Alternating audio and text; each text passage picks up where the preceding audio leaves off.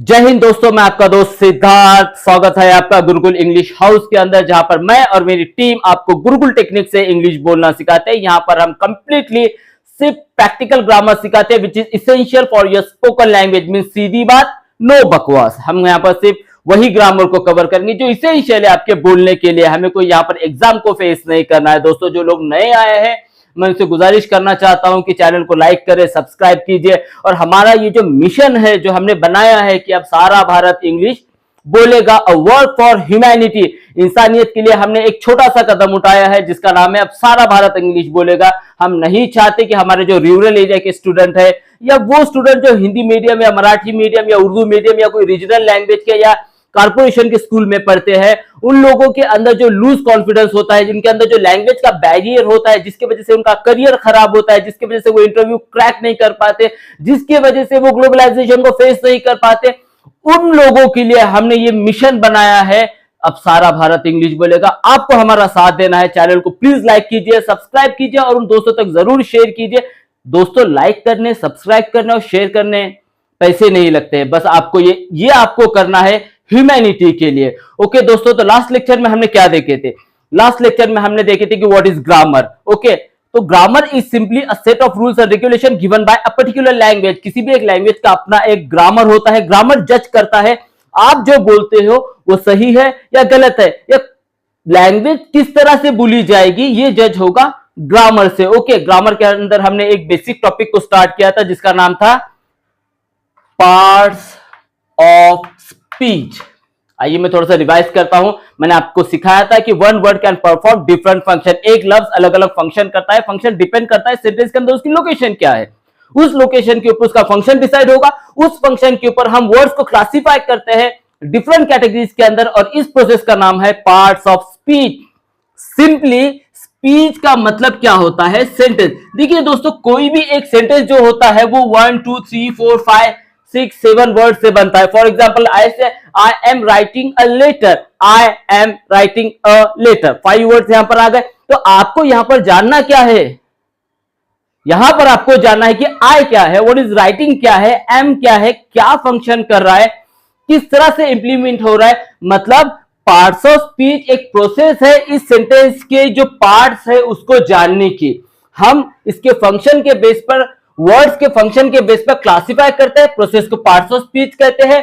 Topic का spoken language के साथ कुछ भी कंसर्न नहीं है, क्योंकि आप जब बोलते हो तो कभी इस पर ध्यान नहीं देते ये नाउन है या प्रोनाउन है, समथिंग एल्स, ऐसा कुछ है। तो क्या है हमारा इंटेंशन यहां पर एक ही था, वो था we are here just to know the basic units of grammar. Grammar के बेसिक यूनिट्स क्या है, बेसिक कंसेप्ट्स क्या है। For example, you must know what is helping verb. हमने ये कई बार सीखा है, प्रोनाउन को सीखा है, कंजक्शन को सीखा है, नाउन को सीखा है, प्रोनाउन को सीखा है, ये सारी चीजें हमने कई बार सीखे हैं। लेकिन इस टाइम हमें कोई एग्जाम को फेस नहीं करना है, हमें यहां पर इसका इंप्लीमेंटेशन सीखना है। हमको एग्जैक्टली जानना है कि हेल्पिंग वर्ब एग्जैक्टली फंक्शन कैसे करता है। और here we will compare two languages. हम यहां पर दो लैंग्वेज को कंपेयर करने वाले हैं, हिंदी और इंग्लिश को, दोनों को कंपेयर कर कर हम सीखेंगे एक फॉरेन लैंग्वेज। दोस्तों, मैं आपको एक बात बताना चाहता हूं, if you want to be fluent in any foreign language then you must be perfect in your regional language. अगर आपको कोई भी एक फॉरेन लैंग्वेज को अगर सीखना है तो सबसे पहले आपको आपकी लैंग्वेज बहुत अच्छे से आना चाहिए। ये पहला कंसेप्ट हमारा रहेगा। ओके, तो यहां पर हम देख रहे थे बेसिक यूनिट। हमने स्टार्टिंग में देखा नाउन। नाउन के अंदर आपको कितना याद रखना है कि noun means name of anything. जो लोग नए आए हैं, डिस्क्रिप्शन के अंदर नाउन की लिंक है, वो जाकर वहां पर देख ले। Noun means name of anything. यहां पर याद रखना उसके 3 फीचर्स। नाउन में भी a singular, a plural. Noun को नंबर होता है। नाउन को जेंडर होता है, masculine, feminine, neuter and common. And noun में भी अ सब्जेक्ट, नाउन में भी एन ऑब्जेक्ट। ये तीसरा सबसे इंपॉर्टेंट था, आपको पता रहना चाहिए सेंटेंस का सब्जेक्ट कौन है, सेंटेंस का ऑब्जेक्ट कौन है। लास्ट लेक्चर के अंदर ये सब कुछ आपको सीखने मिलेगा। आइए आज हम देखते हैं सेकंड पार्ट्स ऑफ स्पीच जिसका नाम है pronoun. Pronoun, pro means instead of, noun means name. Simple, नाम के बजाय।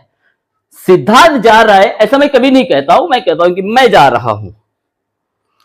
वो आ रहा है, वो गा रही है, ये वो, मैं, तुम, वो सब, ये सब क्या है? These are the pronouns. इसी को हम प्रोनाउन कहते हैं।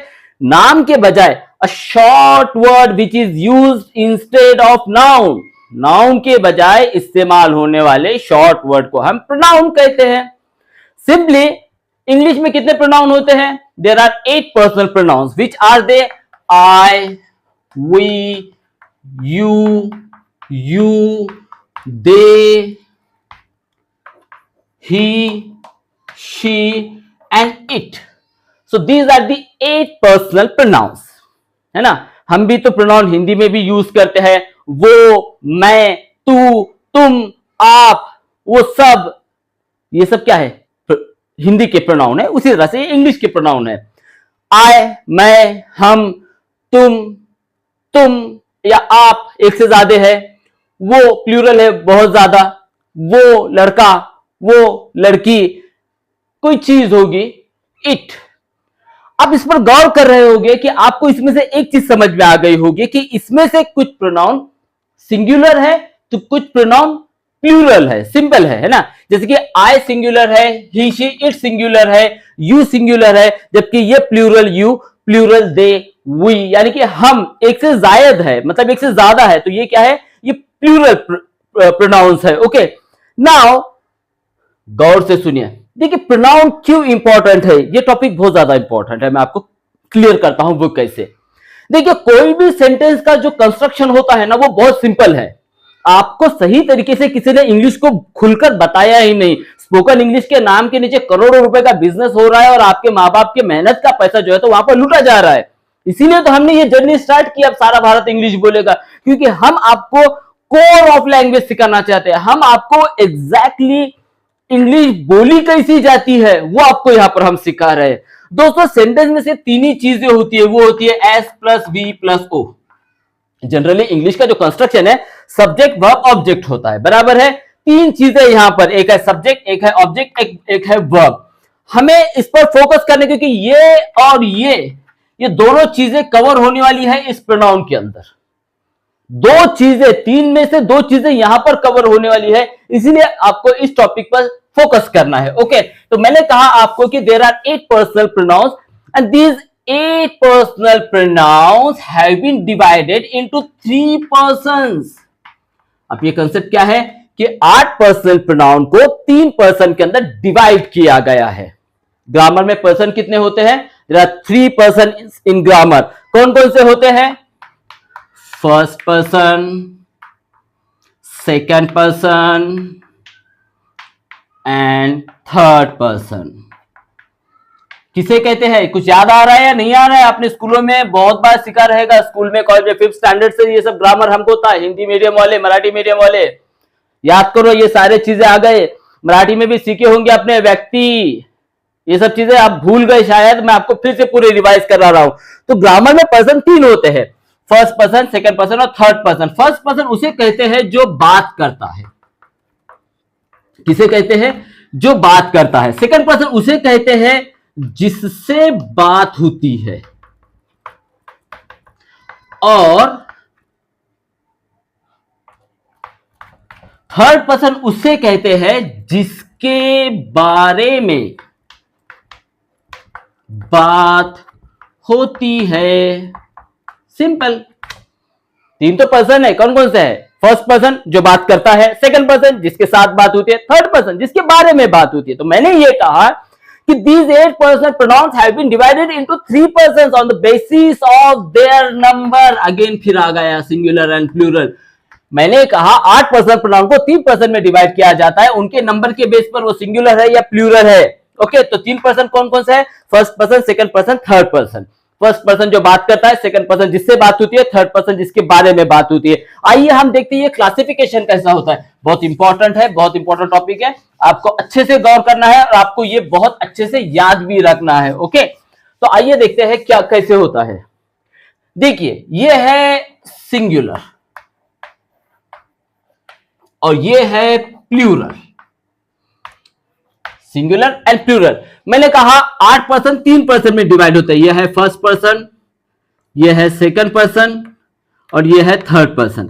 अब कहिए कि फर्स्ट पर्सन सिंगुलर कौन रहेगा? जाहिर बात है मैं रहूंगा, क्योंकि मैं फर्स्ट पर्सन हूं, मैं बात करता हूं और मैं अपने आप को आई कहता हूं, यानी कि आई ये हो गया फर्स्ट पर्सन, यानी कि मैं या मैंने।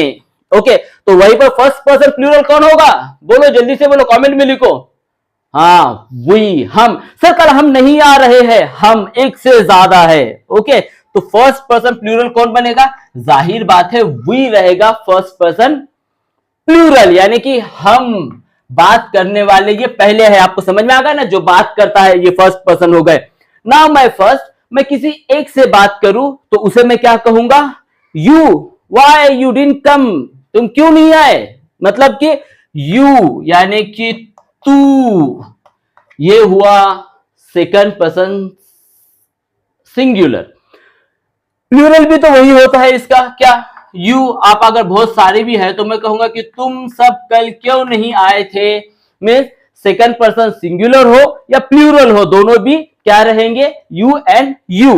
Now I am first, you are second, I am talking about a boy. मैं किसी लड़के के बारे में पूछ रहा हूं कि वो क्यों नहीं आया। वो यानी कि ही, यानी कि वो क्यों नहीं आया। लड़की रहेगी तो मैं कहूंगा वो क्यों नहीं आई, यानी कि शी, वो क्यों नहीं आई।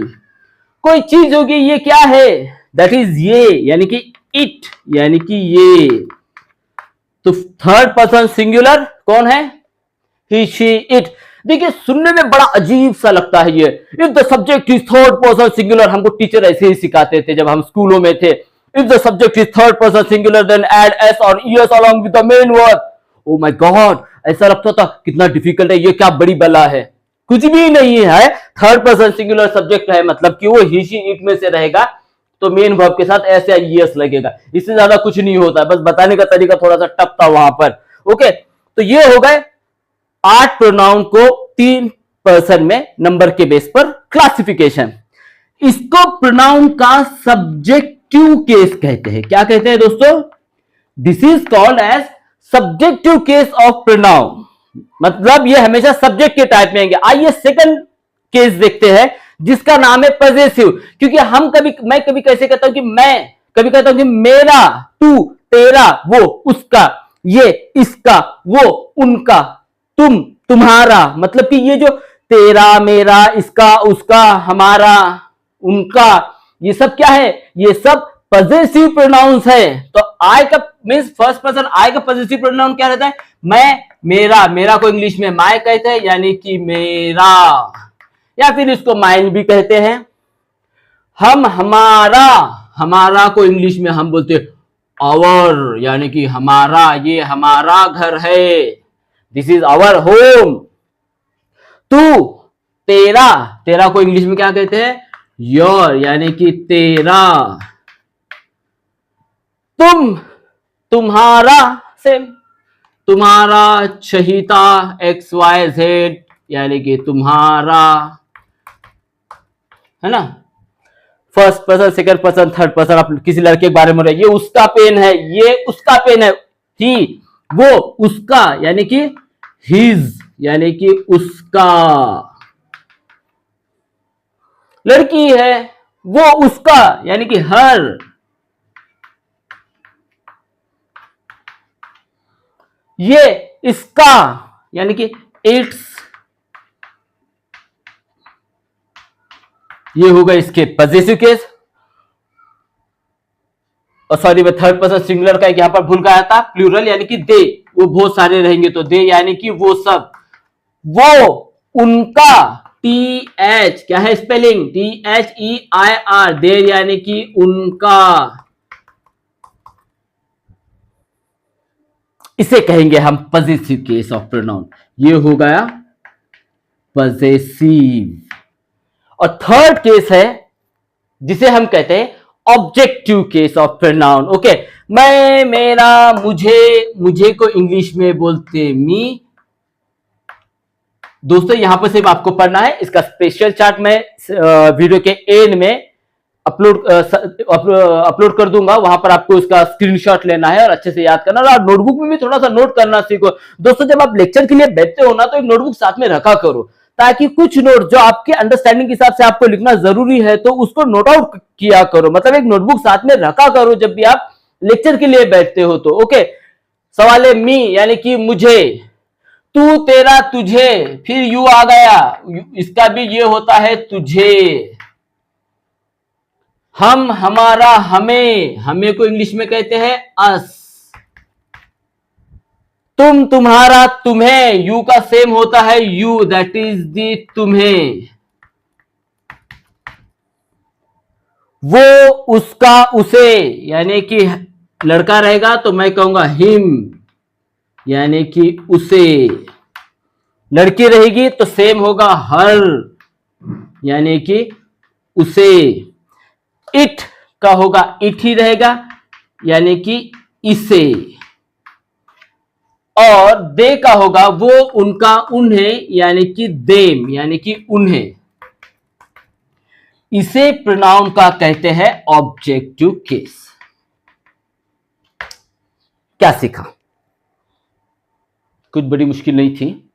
Simply pronoun means a short word which is used instead of noun. Noun के बजाय इस्तेमाल होने वाले छोटे से लफ्ज को हम प्रोनाउन कहते हैं। मैं, तू, ये, वो, उसका, इसका, मेरा, तेरा, ये सारे जो है तो ये प्रोनाउंस है। और ये प्रोनाउंस को किस तरह से इस्तेमाल करना है, जनरली स्पोकन लैंग्वेज के अंदर 3 केसेस यूज होते हैं। वो केसेस यहां पर है।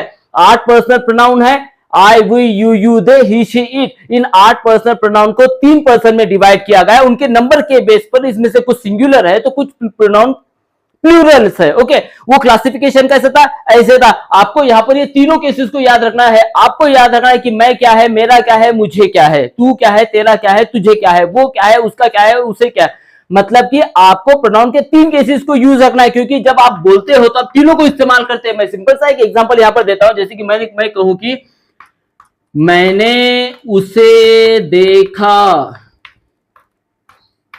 सेंटेंस का सब्जेक्ट कौन है, मैंने। ऑब्जेक्ट है उसे, देखा।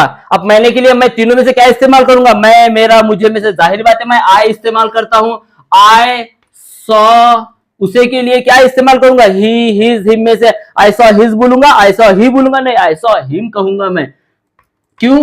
क्योंकि ये सब्जेक्ट है, ये ऑब्जेक्ट है। ये रहा सब्जेक्टिव केस, ये रहा ऑब्जेक्टिव केस। चलो उल्टा करते हैं इसको। अगर मैं कहूं कि उसने मुझे देखा, अब यहां पर उल्टा होगा। उसने क्या है, सेंटेंस का सब्जेक्ट है, हुआ ये मुझे ऑब्जेक्ट है, देखा। अब उसने के लिए मैं ऐसा कहूंगा क्या, हिम सॉ आई, ऐसा कहूंगा कि मैं हिम सॉ आई, नहीं, मैं कहूंगा ही सॉ। और मुझे के लिए मैं कहूंगा मी, ही सॉ मी। फिर ये सब्जेक्ट हुआ, ये ऑब्जेक्ट हुआ। दोस्तों ये बहुत सिंपल है। आपको 3 केसेस को याद रखना है कि प्रोनाउन के 3 केसेस किस तरह से इस्तेमाल होते हैं।